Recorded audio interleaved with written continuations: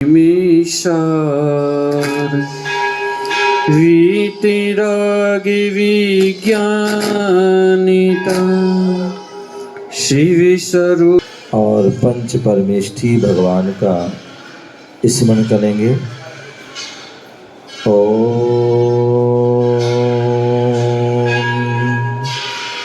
नमः सिद्धेभ्यः।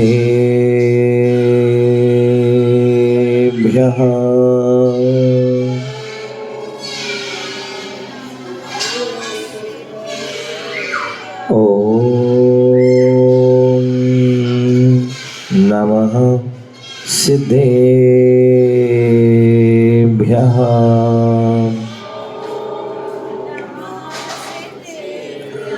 ओम नमः सिद्धेभ्यः।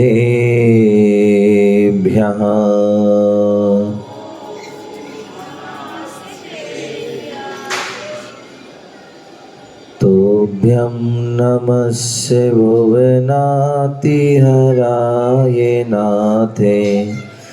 तोभ्यं नमः क्षितितलामलभूषणाय।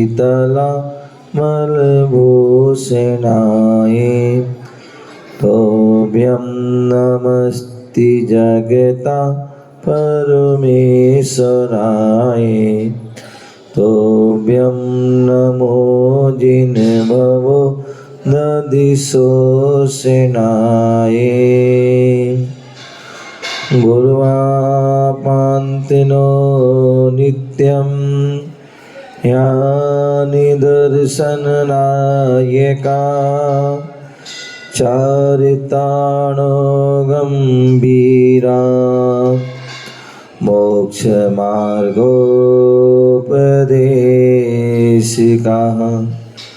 मोक्षमार्गोपदेशिकाः।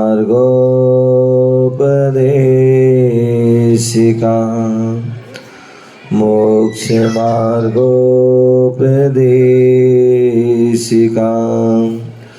बोले अनंतानंद सिद्ध परमेष्ठी भगवान की। बोले आदि प्रभु आदि ब्रह्मा आदिनाथ भगवान की। बोले चंदा प्रभु भगवान की। बोले शांतिनाथ भगवान की। बोले चिंतामणि पारसनाथ भगवान की। शासन नायक भगवान महावीर स्वामी की। परम पूज आचार्य भगवान श्री कुंद कुंद मुनिराज की। परम पूज आचार्य भगवान गुरुदेव विराक्षक जी महामुनिराज की। अहिंसामय विश्व धर्म की। तीर्थराज समेत शिखर की। बोले परम पूज्यपाध्याय श्री 108 विशोक सागर जी महाराज की जय। मुनि श्री 108 विनिबोध सागर जी महाराज जी की जय।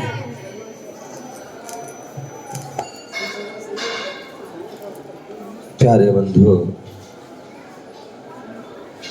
आज हम सभी भारत देश के राजस्थान प्रांत अलवर जिला अक्षय क्षेत्र तिजारा जी में विराजमान हैं, जहाँ पर चंद प्रभु भगवान का दिव्य भव्य समोषण लगा हुआ है। और जो भगवान महावीर स्वामी का शासन चल रहा है, भगवान महावीर स्वामी की जो वाणी खिरी, वही वाणी जिनवाणी के रूप में हमारे समक्ष मौजूद है। और उसी जिनवाणी का रसपान करने के लिए बैठे हुए हैं। कहते हैं हर व्यक्ति को हर चीज का लाभ नहीं होता है। बोले भगवान के दर्शन हर किसी को प्राप्त नहीं होते हैं। गुरुओं के जो है दर्शन वह भी हर किसी को प्राप्त नहीं होते हैं। और जिनवाणी का जो है सार वह भी हर किसी को प्राप्त नहीं होता है। यहाँ पर आचार्य कुंद स्वामी नियम सार ग्रंथ का स्वाध्याय चल रहा है, वाचन चल रहा है। और नियम सार ग्रंथ में परम समाधि अधिकार का व्याख्यान चल रहा है। आचार्य कुंद स्वामी एक एक गाथाओं के माध्यम से उसका सविस्तार वर्णन कर रहे हैं।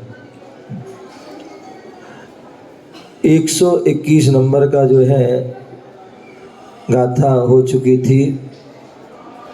अब जो है 122 नंबर की गाथा, जिसमें परम समाधि, उत्कृष्ट समाधि के बारे में वर्णन चल रहा है। कल बताया गया था कि जो समाधि है वह समाधि भी बोले मुख्य रूप से जो है,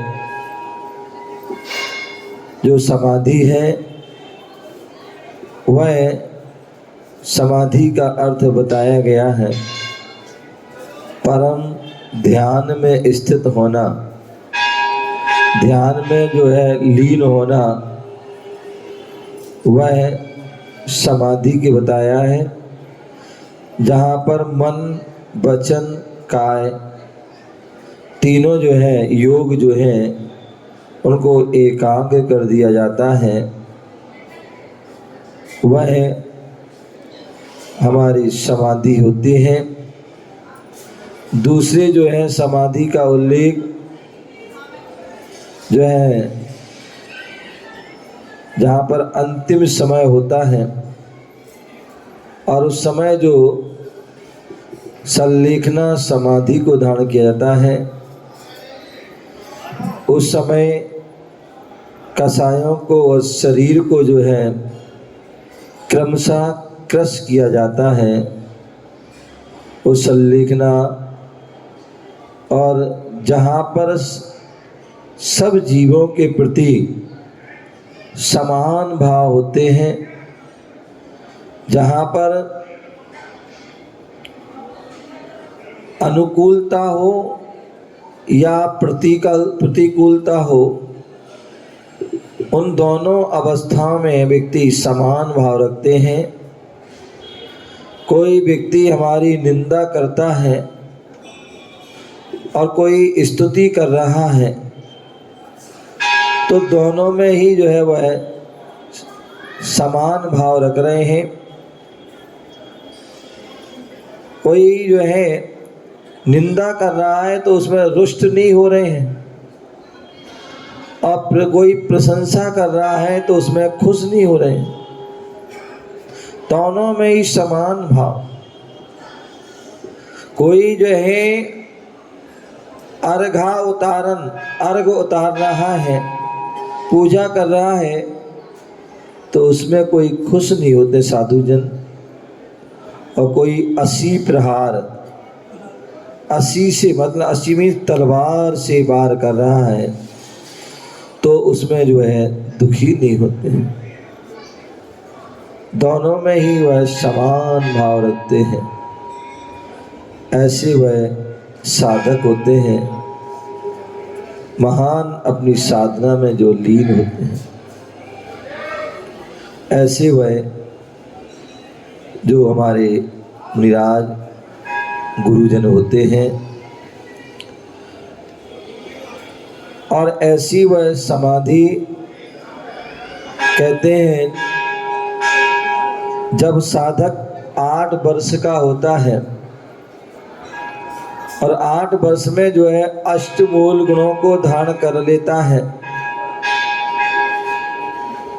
8 जो है मूल गुणों को धारण करके आगे वह 12 व्रतों को भी अंगीकार करता है। और जब 12 व्रतों को अंगीकार करता है तो उसमें भी जो है 12 व्रतों को अंगीकार करते हैं तो उसमें भी जो है एक संलेखना व्रत है। बोले अभ्यास रूप में वह 12 साल मतलब जो 8 साल से लेकर जीवन पर्यंत तक उसका हम अभ्यास करते हैं। और दूसरे जो है जो संलेखना की जो साधना करते हैं वह साधना जो है बोले आचार्य समंत्र भद्र स्वामी हुए, उन्होंने रत्नकर्ण श्रावकाचार्य में कहा है कि समाधि कब धारण करते हैं, समाधि मन कब करते हैं, संलेखना मन कब करते हैं, किस जो है प्रक्रिया में करना चाहिए, कैसी परिस्थिति में करना चाहिए। तो उसके लिए बताया गया था उपसर्गे दुर्भिक्षे जरसी रुजायाम निप्रतिकारे धर्माय तनु विमोचन माहु संलेखना मारिया।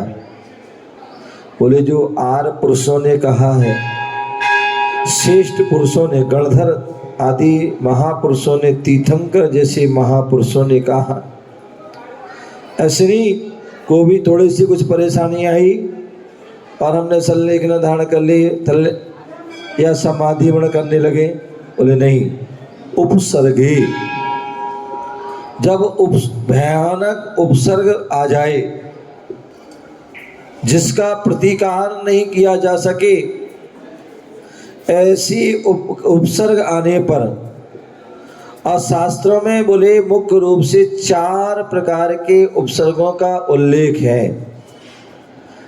एक मनुष्यकृत उपसर्ग, आपने सुना होगा, रक्षाबंधन की कहानी आती है और उसमें उल्लेख मिलता है कि बृहस्पति, प्रहलाद, निमुची आदि जो मंत्री थे, उन मंत्रियों ने जो है अपने पद के अभिमान में द्वेषवत आदि 700 मुनिराजों पर घनघोर उपसर्ग किया।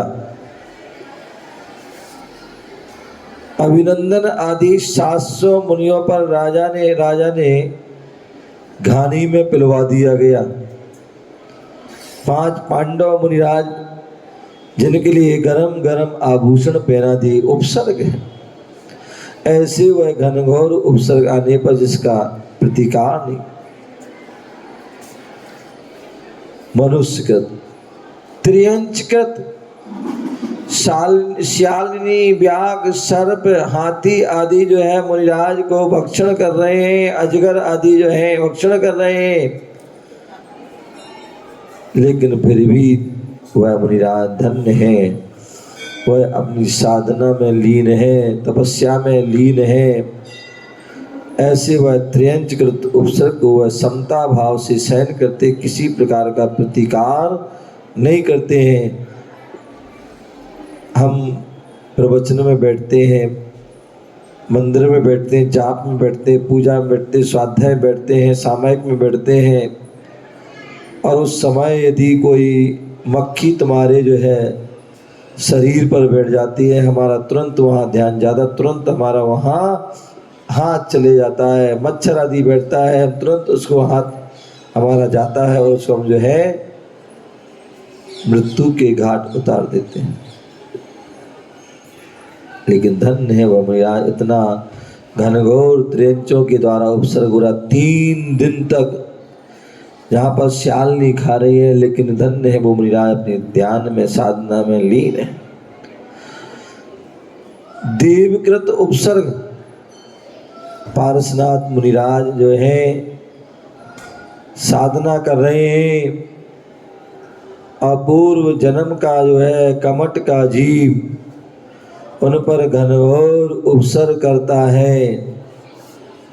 जो पूर्व अवस्था में उनका भाई था, वही भाई उन पर जो है उपसर्ग करता, घनघोर उपसर्ग, ओले सोले पानी बरसात कर रहे हैं, लेकिन धन्य है वो मुनिराज अपनी साधना में। तो ऐसे वह मनुष्य का, त्रिंच का, देवकृत उपसर्ग वह देव उपसर्ग कर रहा है कि जो मिथ्या दृष्टि देव होते हैं, व्यंतर आदि देव होते हैं, जो धर्म से जो विमुख होते हैं, ऐसे वह देव जो हैं उपसर्ग। देश भूषण कुल भूषण जी मुनिराज साधना कर रहे हैं कुंथल गिरी आदि में, और वहाँ पर जो है वह व्यंतर आदि देव उन पर उपसर्ग करता, घनघोर उपसर्ग करता, लेकिन मुनिराज अपनी साधना में लीन है।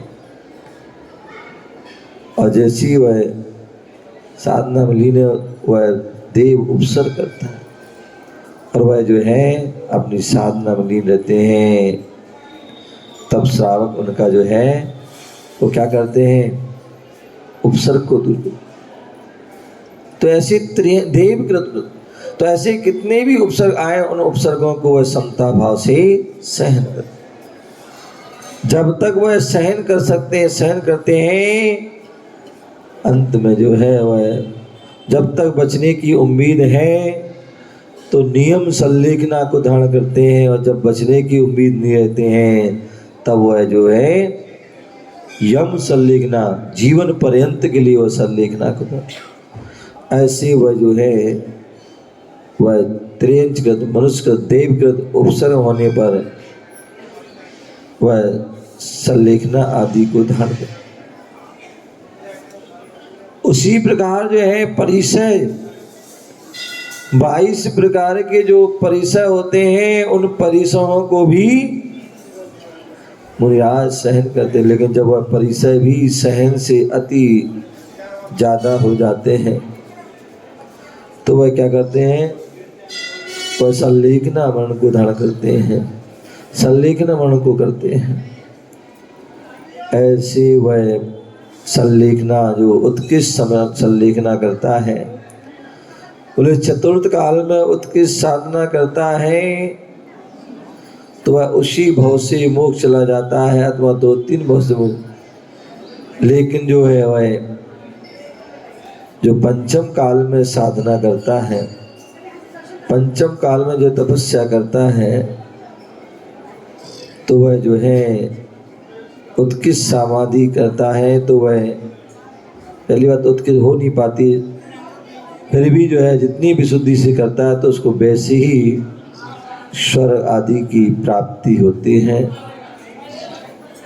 कोई सर्व जो है लोकांतिव आदि देव प्राप्त बनता है, कोई सौधर्मेंद्र आदि बनता है, कोई दक्षिणेन्द्र उत्तरेन्द्र आदि बनता है, कोई व्यंतर भवनवासी ज्योतिष आदि देव को भी प्राप्त होता है।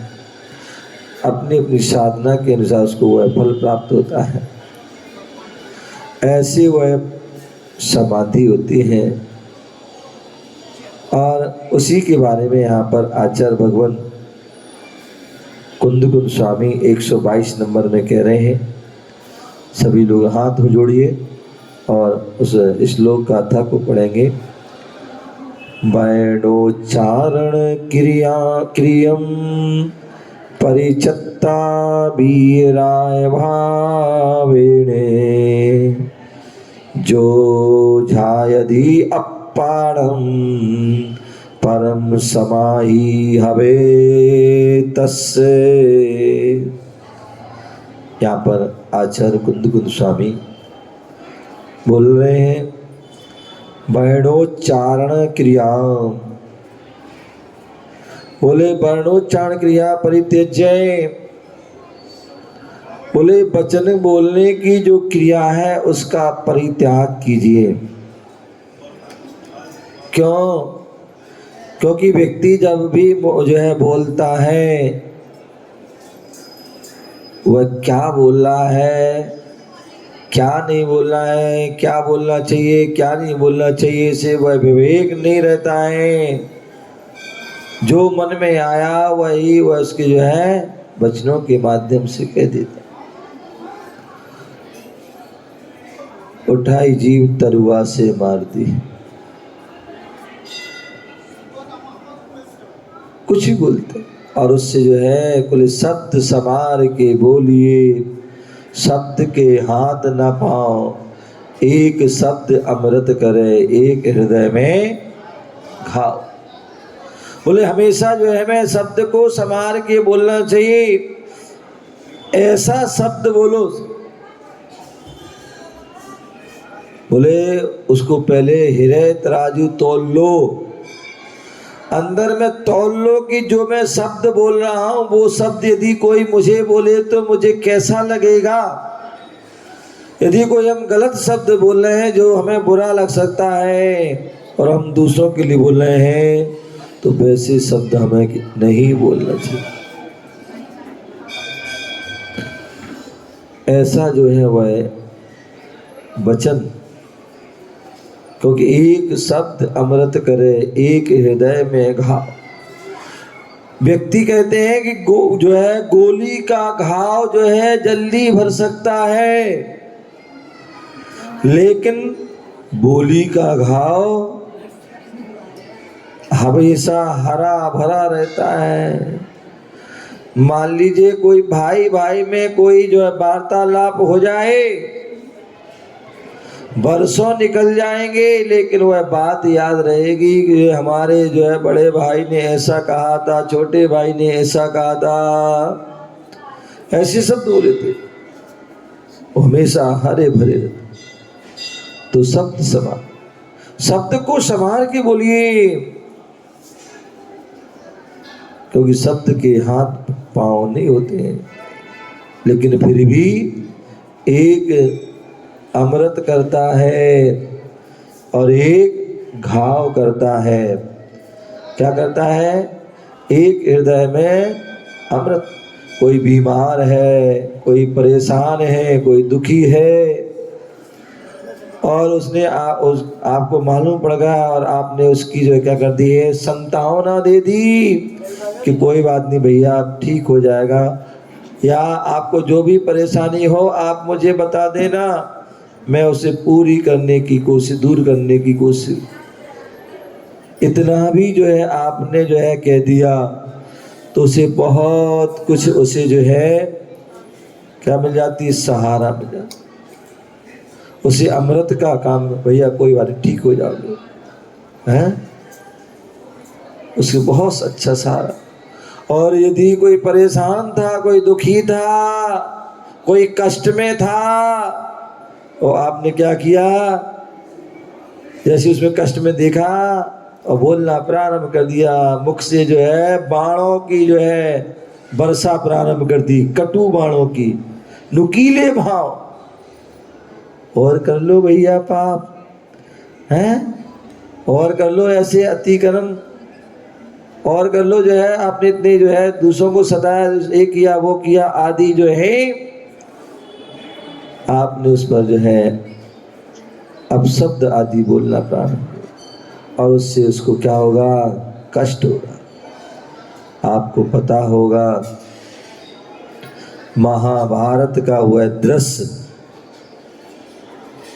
कहाँ, महाभारत का वह दृश्य याद कीजिए, जब जो है पांडवों ने बहुत सुंदर भवन बनाया था, महल बनाया था, बहुत विशाल भवन बनाया था, और ऐसा जो है विशाल भवन बनाया था, इतनी उसमें विशेषताएं थी कि व्यक्ति चल रहा है तो उसे ऐसा सामान जो है फर्श है और लग रहा है कि जैसे पानी भरा हो। और ऐसी जगह ऐसा फर्श था कि जहाँ पर गड्ढा था लेकिन दिख रहा है पानी है, और वहाँ पर दुर्योधन आदि चल रहे थे। और जैसी वहाँ जो है क्या हुआ, जैसी वहाँ से वह चल रहे थे, वह सामान्य रास्ता था, तो वहाँ वह सबल सबल चल रहा था, वहाँ पर भी गिरता बचा। और जैसी जो है पानी था, लेकिन वहाँ उसने समझा कि ये तो फर्श है, और वह चला तो उसमें गिर जाता है। और जैसी वो गिरता है तो सामने जो है झरोके में द्रौपदी बैठी हुई थी, वह जो है उसके मुख से जो है उपहास रूप हंसी निकल जाती है। और जब हंसी निकलती है तो जो है फिर उसके साथ साथ वचन भी निकल जाते हैं। और क्या कहती है? बोले अंधों के अंधे होते हैं। क्या होते हैं? बोले अंधों के अंधे होते हैं। केवल इतनी बात कही और वह बात ऐसी चुभी, ऐसी हृदय को भेदने वाली हुई कि उसका प्रभाव क्या हुआ कि उसको इतना कष्ट हुआ, इतना पीड़ा हुआ। जब सुबह दे, शाम को, रात को, दिन जाते, हर बात वही उसकी जो है बात ध्यान में आती है। और जब बात में आती, चुभती है तो फिर मन में द्वेष भाव आ जाता है, उसका जो है बदला का भाव आ जाता है। और यही कारण है कि एक महायुद्ध हुआ, जो महाविनाशकारी युद्ध हुआ। किसके कारण? शब्दों के कारण। अंधे के अंधे होते हैं। इस शब्द का ही प्रभाव था कि जो है क्या हुआ? युद्ध हो गया। ऐसे वह वचन, इसलिए बोले वचन को संभाल। बोले एक कौवा होता है और एक कोयल होती है। क्या होते हैं? एक कोयल होती है और एक कौवा होते हैं। लेकिन दोनों के में कितना अंतर होता है कि कोयल की वाणी को सब कोई सुनना चाहता है, लेकिन कौवे की वाणी को जो है कोई सुनना नहीं चाहता है। क्यों? क्योंकि जो है कोयल की वाणी मधुर होती है, दूर से जो है सुनते हैं तो भी हमें जो है मनोहारी, हृदय को प्रसन्न करने वाली होती है, मन में सुकून उत्पन्न करने वाली होती है, सुख उत्पन्न, आनंद उत्पन्न करने वाली होती है, इसलिए वो अच्छी लगती है। और कौवे की वाणी जो वो जो शब्द होते हैं वो कर्कश होते हैं। और वह कर्कश शब्द जो होते हैं वो ऐसे होते हैं जैसे जो है कोई चुभ रहे हो, कोई सूल चुल रहा हो। यही कारण है कि कौवे की वाणी कोई नहीं सुनता, कोयल की सभी सुनता। कवि ने कहा है, कोयल का को देत है, कौवा का को ले, और मीठी वाणी बोल कर मन सबका हर ले। बोले कोयल किसको क्या देती है? कुछ भी नहीं देती है। कौवा के किसी से क्या लेता है? किसी से कुछ नहीं लेता है। लेकिन मीठी वाणी बोलकर मन सबका, मीठी वाणी बोलकर सबका मन जो है हर लेती। तो ऐसी जो है मीठी वाणी। आगम तो ये कहता है कि हमें जो साधक होता है, जो साधना करना चाहता है, साधना की ओर जो है बढ़ता है, बोले मौन रहिए, मौन रहोगे, क्योंकि मौन रहोगे तो बहुत सारे पापों से हम बच जाओगे, अन्यथा बहुत सारे पाप हो जाएंगे। क्या हो जाएंगे? बहुत सारे। आप बोलोगे तो क्या होगा? असत्य वचन भी बोल सकते हो, झूठ शब्द भी बोल सकते हैं, वो किसी की निंदा परक वचन हो सकते हैं, किसी को कष्टकारी वचन हो सकते हैं। तो क्या कीजिए? वचन बोलिए। अगर सबसे अच्छा है मौन रहिए। क्या रहिए? मौन रहिए।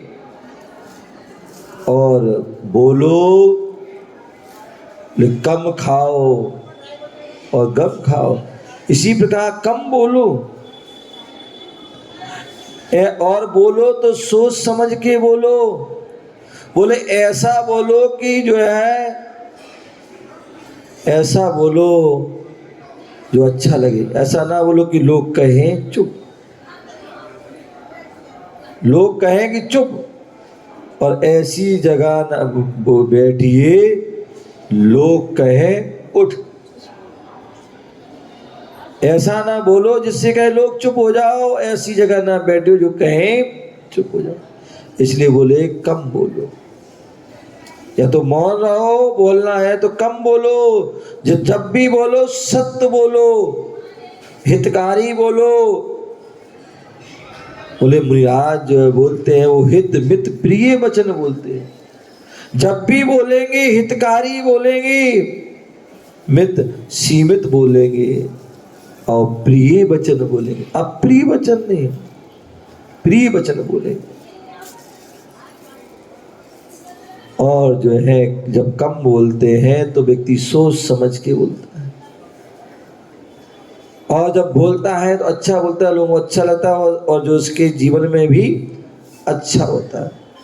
साधु संत जो है अपने मौन साधना करते, कम बोलते हैं, और जब बोलते हैं हितकारी बोलते हैं, ऐसे शब्द बोलते हैं जिससे सभी का जो है भला, बोले वचन सिद्धि हो जाती है।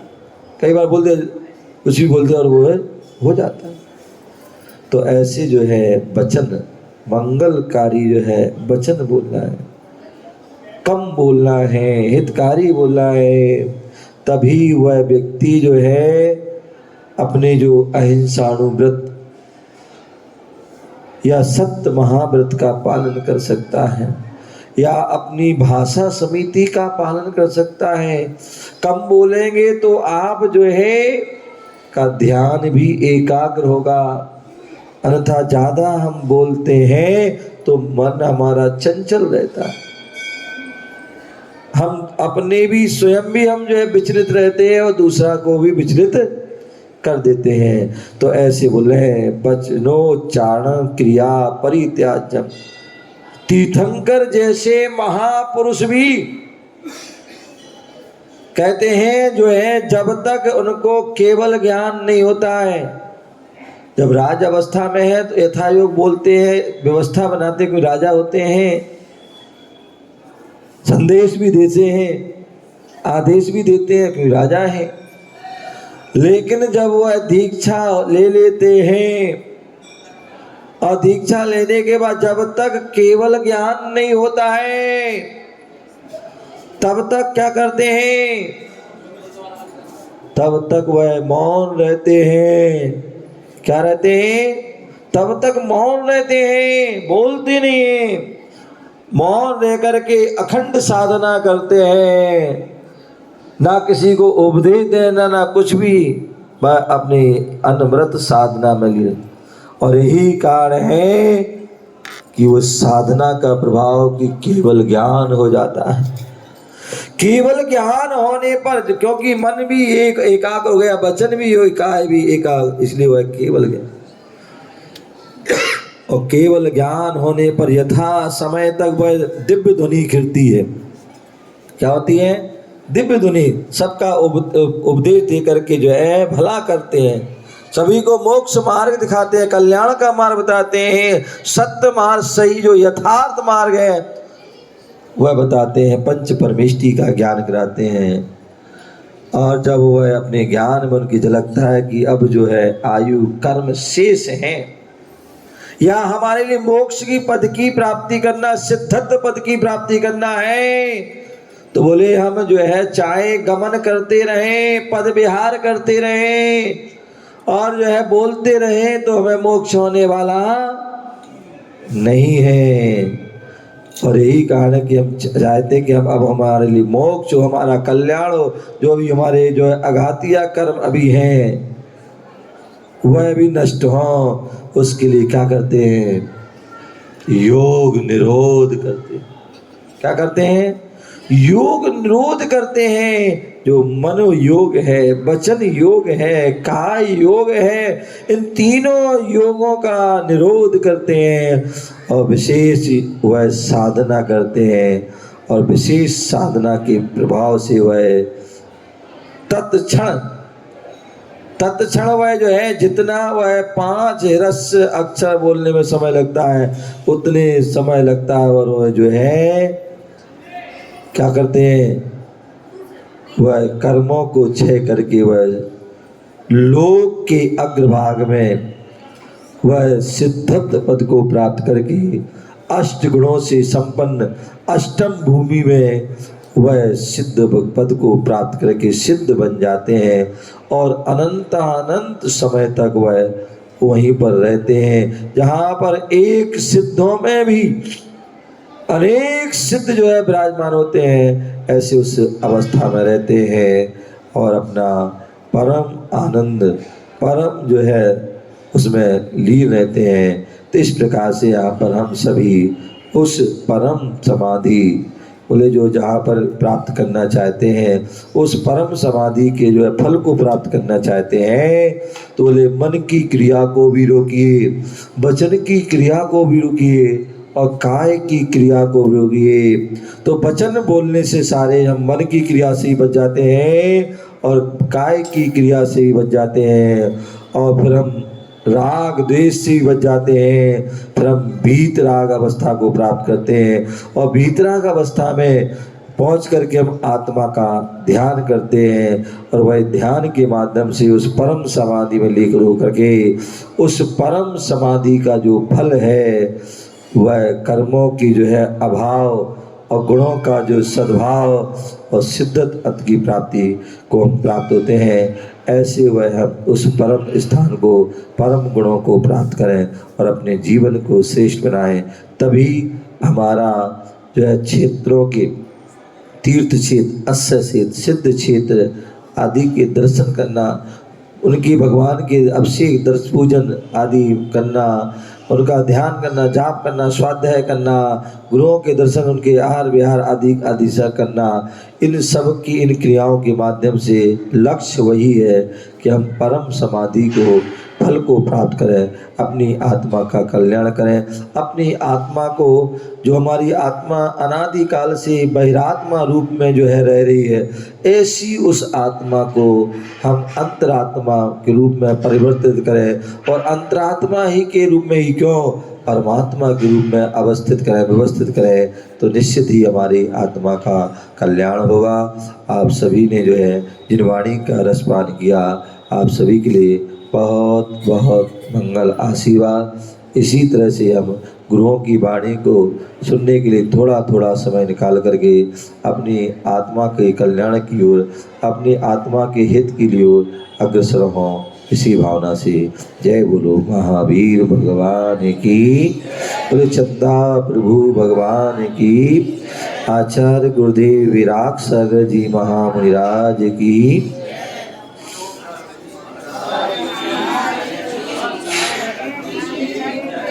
कल की